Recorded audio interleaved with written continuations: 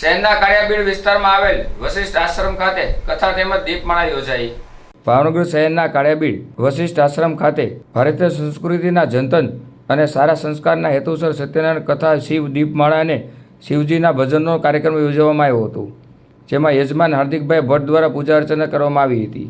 ભાગવતાચાર્ય શૈલેષભાઈ કનાડાએ સત્યનારાયણ ભગવાનની કથાનું રસપાન કરાવેલ, જે આ ભાવનગર શહેરના વિશાળ સંખ્યામાં શિવ ભક્તો જોડાયેલ તેમજ શિવજીના ભજનો ગાયક કલાકાર શ્યામ મકવાણાએ રજૂ કર્યા હતા, જેના દ્વારા સમગ્ર પરિસરમાં અલૌકિક વાતાવરણ ઊભું થયું હતું।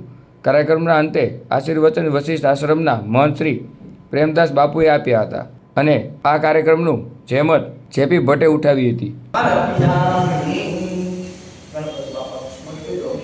ચરણ સાથે યાત્રા કરવાની તૈયારી કરી રાજા પાસેથી મળેલા ધનમાંથી બ્રાહ્મણોને દાન આપી પોતાના નગર તરફ જવા નીકળ્યો છે।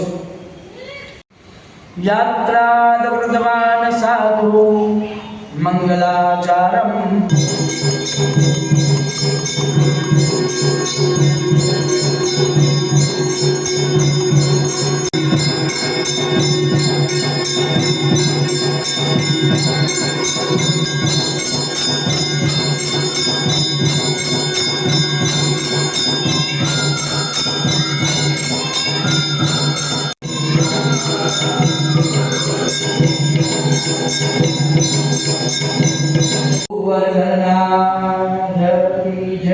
उमापति महादेव की जय।